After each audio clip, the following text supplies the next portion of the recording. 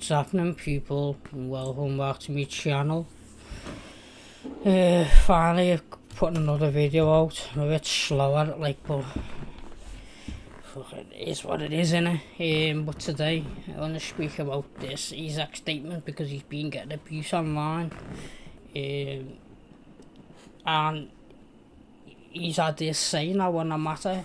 It says, "I'm proud to be recognised by my fellow professionals with a place in the PFA Team of the Year. First and foremost, I'd like to thank my teammates, blah blah." I'm not really asked about that. He says, "I'm at the ceremony tonight with everything going on, which is understandable. But on this party, I've kept quiet for a long time while others have spoken. Silence has allowed people to push their own version of events, even though they know it doesn't reflect what really has been said or agreed behind closed doors.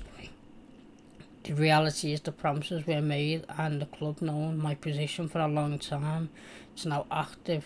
These issues are only emerging. It's misleading. When promises are broken and trust is lost, the relationship can't continue. That's where things are for me right now, and why change is the best interest of everyone, not just myself." So Isak posted that on his story. So the part I want to speak about is the part where it says, "I've kept quiet for a long time while others have spoken." So on there he's been getting major abuse online by the dirty bastards and all jealous rival clubs who are scared that if he comes to Liverpool, it more than likely guarantees us a league title.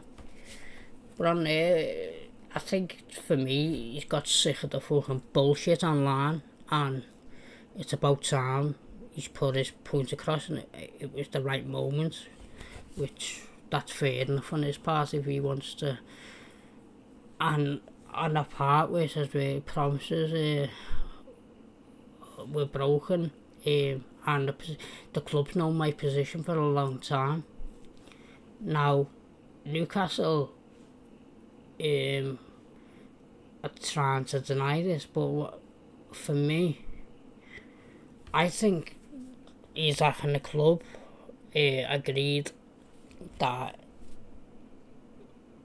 they will sell him last year for this summer. I think because Howe had a press conference, and since all this has come out and stuff like that, all of a sudden now he wants everything to keep private. Why does he want to keep everything private? For me, I think the club are hiding things, and they don't want it out in the press so they look bad, even though they are fucking bad in my opinion. So with promises are broken and trust is lost. I think we all know that he got promised a new contract and they didn't deliver that.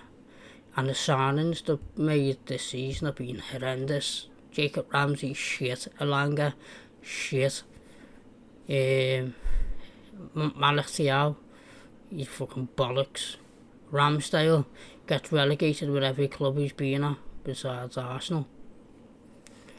So, I think he's looked at and think that the club's not progressing for the talent he is, and he said he just doesn't want to be in a Champions League. He wants to compete and win it, and he's not going to do. Unfortunately, he's not going to do that at Newcastle, because Newcastle are trying to go from 0 to 100 rather than developing everything at a steady level.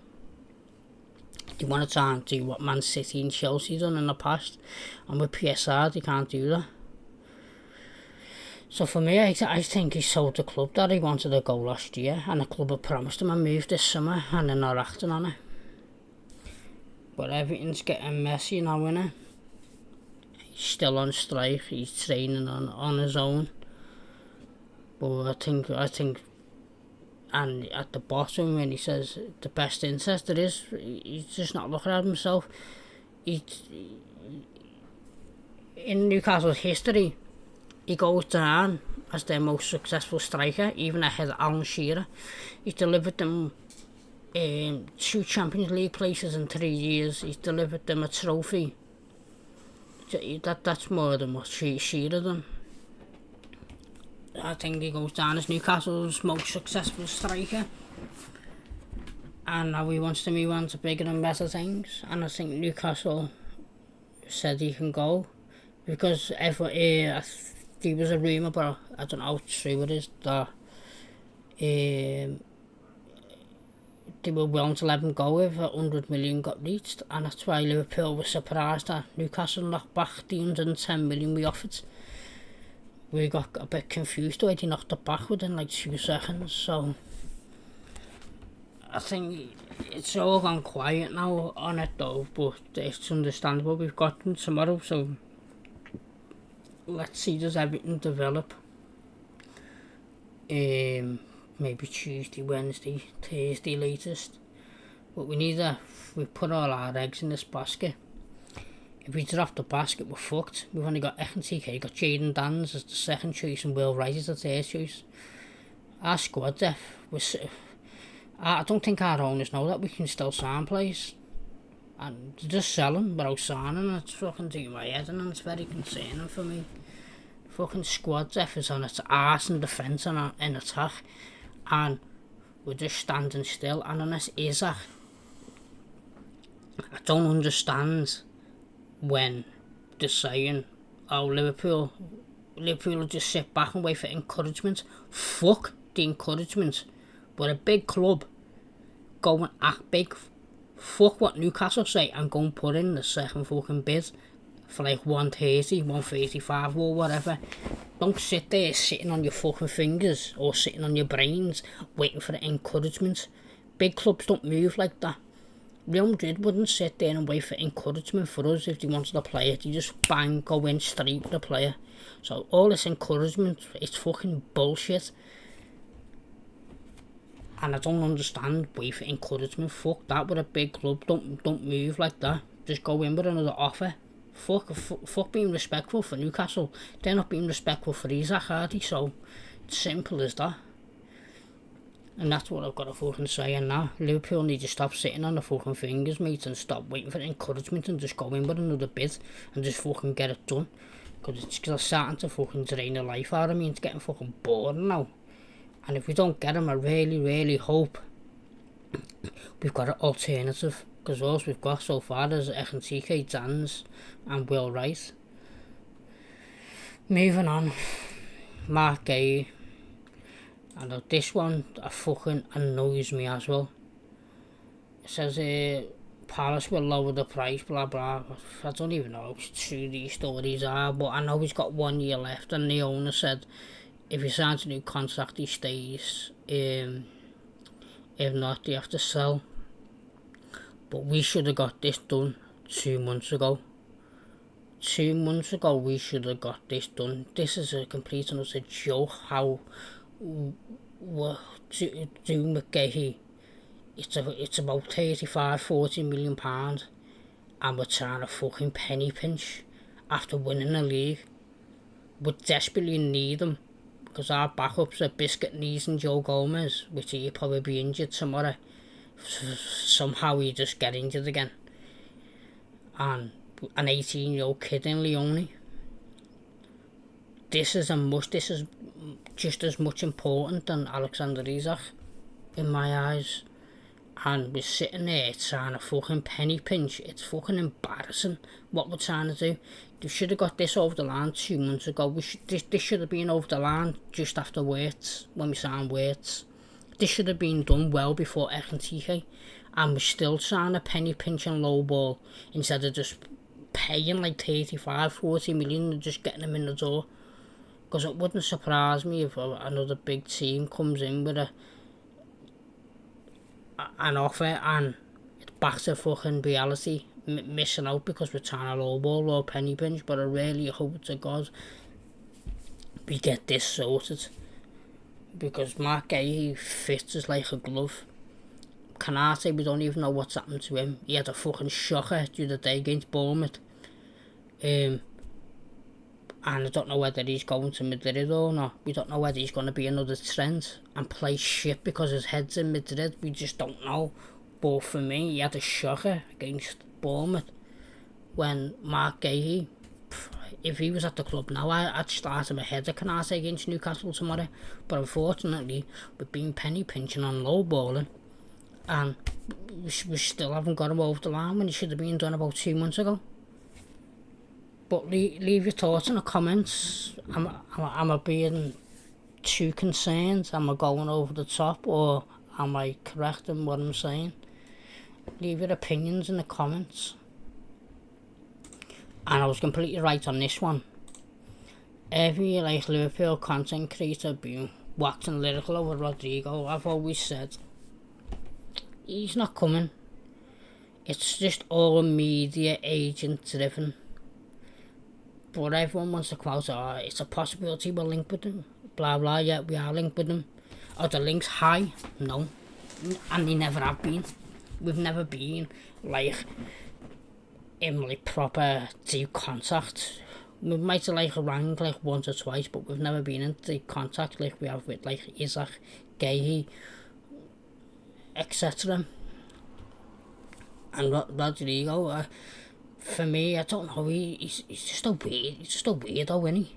He wants to just fucking be at Madrid and happy to fucking add Guehi and Franco Mustando to start ahead of him, rather than thinking about his playing career, moving to a club where he's guaranteed a first team spot. So this one, I've always said though, Rodrygo would never happen. It's his wage that man does well. He wants something like about 300 grand a week, which is fucking pathetic. And we don't move like that, to be fair. The only time we move like that is for only Wirtz and Isak. Because even when we got Mo Salah and Van Dijk, they didn't go straight onto 300 grand a week. They had to earn it. And I think the max we'd probably offer Rodrygo was between 180. Even Thiago was on 180 when he was a fucking baller, and he could have easily earned over 200 grand a week at another club. I think Liverpool would have made him going between 180 and 200, and eventually, if you had the career path of Mo Salah and Van Dijk, earn that big contract. But it's just all fucking money driven by his agent, I think.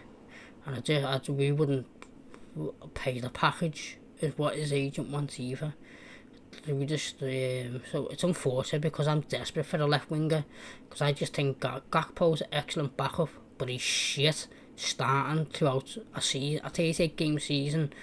Gakpo's not the man to be your left winger. I think he's an excellent backup, but we can do better as a starting for me.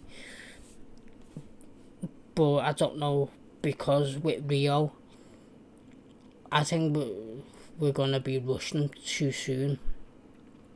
Plays like that, you need to Rio and Gamoa plays like that, you need to wrap them around with cotton wool, because look at Saka now. Arteta's ruining his career. He just had a long-term injury last season, and now he's got another one yesterday. Why is that? Because the Arteta wants to play him in meaningless games like against Preston, or say if they're winning 6-0, doesn't take him off, still keeps him on. So Arteta's ruining his career slowly, and I don't want the same to happen with Rio.